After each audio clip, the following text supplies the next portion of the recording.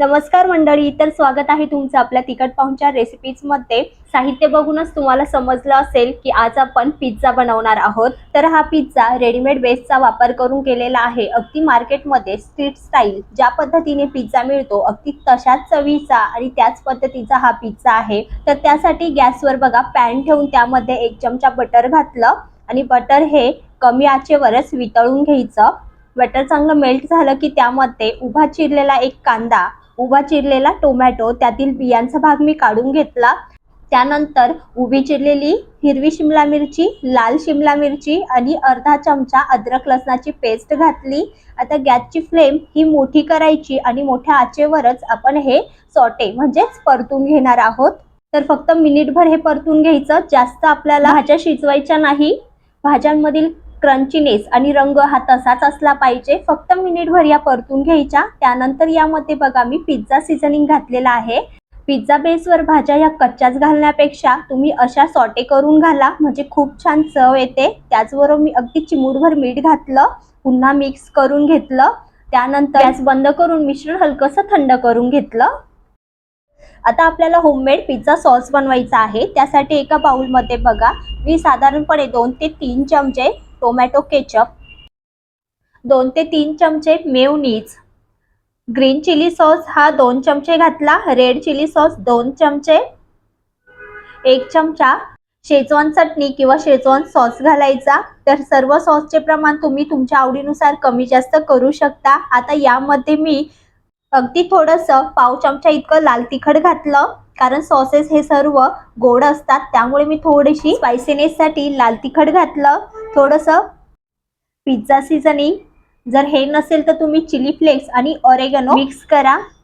तर हे सर्व सॉस चांगले एकजीव म्हणजेच मिक्स करून घ्यायचे। तर बघा घरच्या घरी घरात उपलब्ध असलेल्या सॉसेस मध्ये पिझ्झा सॉस तयार झाला। तर या ठिकाणी मी 4 पिझ्झा बेस घेतलेले आहे। एका पॅकेट मध्ये 2 पिझ्झा बेस असतात, तर प्रत्येकी 1 चमचा याप्रमाणे 4ही पिझ्झा बेसवर मी बटर लावून घेतलं। बटर नंतर यावर प्रत्येकी 2 चमचे इतके जो तयार केलेला पिझ्झा सॉस आहे तो घालायचा आणि तो सुद्धा बटर प्रमाणे चांगला एकसारखा पसरवून घ्यायचा।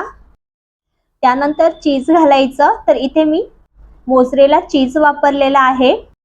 हे नसेल तर तुम्ही कोणत्याही प्रकारचं चीज घेऊन ते किसून घालू शकता किंवा असं छोट्या छोट्या क्यूब मध्ये असेल तर पसरवून घालायचं। तर बघा अगदी थोडंसं म्हणजे 2-3 चमचे इतकं मी हे असं पसरवून घालते, त्यामुळे तयार होणारा पिझ्झा मस्त चीजी असा तयार होतो। आता यावर सुरुवातीला मस्त परतवलेल्या ह्या भाज्या घालून घ्यायच्या। तर तुम्ही बघू शकाल की मी जास्त भाज्या ह्या परतवलेल्या नाही, अगदी थोड्याशा नरम करून घेतलेल्या आहे, म्हणजे त्यांचा कच्चापणा थोडासा नाहीसा झाला पाहिजे इतपतच त्या परतून घ्यायच्या। तर सारख्या प्रमाणात मी भाज्या या घालून घेतल्या। तर आता या हातानेच चांगल्या एकसारख्या अशा दाबून पसरवून घ्यायच्या, त्यावर लावून घ्यायच्या। तर यामध्ये तुम्ही स्वीट कॉर्न म्हणजे उकडलेल्या मकाचे दाणे घालू शकता किंवा घरात उपलब्ध असेल तर तुम्ही ऑलिव्ह्ज वापरू शकता। तर मी घरात उपलब्ध असणाऱ्या साहित्यातच हा पिझ्झा तयार केलेला आहे। आणि आता पुन्हा सर्वात शेवटी यावर चीज घालायचं। तर बघा भरपूर असं चीज यात घातलेलं आहे, म्हणजे तयार होणारा पिझ्झा मस्त चीजी असा तयार होणार आहे। आणि यावर पुन्हा एकदा पिझ्झा सीझनिंग। तर या ठिकाणी पिझ्झा हा बेक होण्यासाठी तयार आहे आणि ओव्हनचा वापर न करता आता मी तव्यावर कसा बेक करायचा ते दाखवणार आहे। तर त्यासाठी बघा गॅसवर मी इथे तवा गरम करून घेतला। गॅसची फ्लेम एकदम कमी ठेवायची, त्यावर थोडंसं बटर घालायचं आणि हा असेंबल केलेला पिझ्झा यावर ठेवून द्यायचा। त्यावर झाकण ठेवायचं आणि फक्त 10 मिनिटासाठी किंवा जास्तीत जास्त 15 मिनिटासाठी बारीक गॅसवर हा पिझ्झा तुम्ही वाफवून घ्यायचा आहे किंवा बेक करून घ्यायचा आहे। तर 15 मिनिटातच तुम्ही बघू शकाल घातलेलं चीज हे छान असं मेल्ट होतं आणि चीज मेल्ट झाला की समजायचं आपला पिझ्झा हा तयार झालेला आहे। तर चला मस्त हा गरमागरम पिझ्झा कट करून एन्जॉय करू। मार्केटमध्ये अगदी गाड्यावर मिळतो तसाच हा पिझ्झा तयार होतो। कमी वेळात झटपट असा हा पिझ्झा तयार होतो, खायला सुद्धा खूपच स्वादिष्ट असा लागतो। तर यावर पिझ्झा सीझनिंग आणि मस्त टोमॅटो केचप घालायचा, पिझ्झा कट करायचा। तर बघा किती छान हा पिझ्झा दिसत आहे आणि मस्त असा झालेला आहे। चीज सुद्धा छान मेल्ट झालेला आहे।